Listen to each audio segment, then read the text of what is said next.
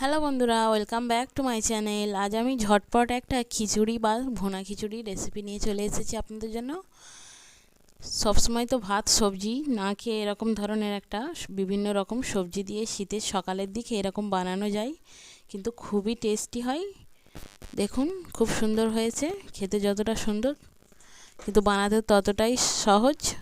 তাহলে চলুন বানানোটা শুরু করে নিই। আর চ্যানেলে নতুন হয়ে থাকলে অবশ্যই চ্যানেলটিকে সাবস্ক্রাইব করে নাও, এবং ভিডিওটি ভালো লেগে থাকলে আমাকে একটা লাইক করে দেবে। আমার ছোট ছেলেটা ফোনও আমার ধরে নিয়ে নিতে চাইতেছে। তাহলে চলুন বানানোটা শুরু করে দিই। প্রথমে আমি কড়াই সরিষার তেল দিয়ে দিয়েছি, দিয়ে তাতে বড় করে একটু সাইজের বড় করে রাখা আলু কেটে দিয়ে দিয়েছি। ওটা 2-1 মিনিটের মতো আমি একটু ভেজে নেব সামান্য। এরপর কুচিয়ে রাখা পেঁয়াজ দিয়ে দিচ্ছি, দিয়ে পেঁয়াজটা দেওয়ার পরও আরও 2-1 মিনিট আমি নাড়াচাড়া করে নেব। নিয়ে বাকি সবজিগুলো আমি দিয়ে দেব। এখানে বিনস নিয়ে নিয়েছিলাম, গাজর, মটরশুঁটি, সব ধরনের সবজি কিন্তু আমি নিয়ে নিয়েছি। এখানে কিন্তু আমি বিট দিইনি, বিটটা দিলে কিন্তু সব কিছুই লাল হয়ে যায়, ভাতটাই পুরো খিচুড়িটা পুরোই লাল হয়ে যায়, সেই জন্য বিটটা দিইনি। আপনারা চাইলে দিতে পারেন। দেখুন, সব কিছু সবজি দিয়েও কিন্তু আরও 2-3 মিনিটের মতো আমি ভেজে নেব। এরপর অল্প করে একটু আদা রসুন বাটা দিয়ে দিয়েছি, দিয়ে আবারও খুব ভালো করে নাড়াচাড়া করে নেব। এরকম ধরনের রেসিপি আপনারা বাড়িতে বানান কিনা অবশ্যই আমাকে কমেন্ট করে জানাবেন।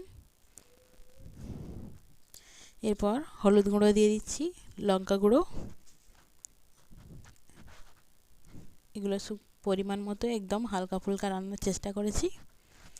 সব কিছু মশলা দিয়ে কিন্তু ভালো করে কষানো হয়ে গেছে। এরপর অল্প করে আবারও একটু পানি দিয়ে খুব ভালো করে কষিয়ে নিয়েছি। এরপর চাল আর মশারির ডাল ভিজিয়ে রেখেছিলাম, ভিজিয়ে পরিষ্কার করে ধুয়ে রেখেছি, সেটাও দিয়ে দিয়েছি। দিয়ে আবারও খুব ভালো করে নাড়াচাড়া করে আমি 2-3 মিনিটের মতো ভেজে নেব।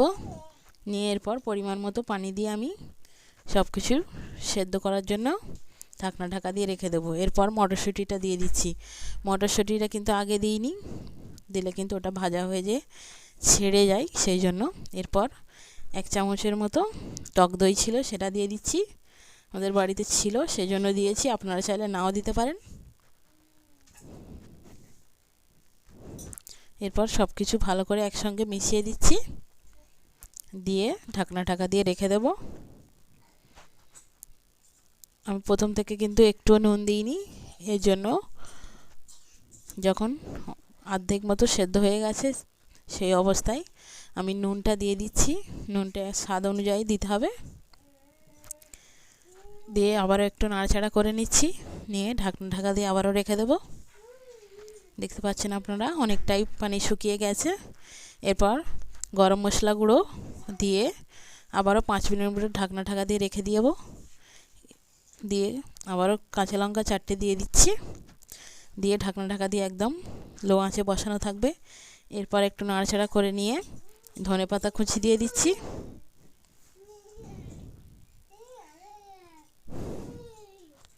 দিয়ে আবারও রেখে দেবো। কিন্তু আরও 5 মিনিট পর অনেকটা আরও শুকিয়ে গেছে। এরপর আমি এই চামচে 2 চামচ মতো ঘি নিয়ে আমি একটু ছড়িয়ে ছড়িয়ে দিয়ে দিচ্ছি। দেখুন, দিয়ে আবারও ঢাকনা ঢাকা দিয়ে রেখে দিলে কিন্তু একদম রেডি হয়ে যাবে।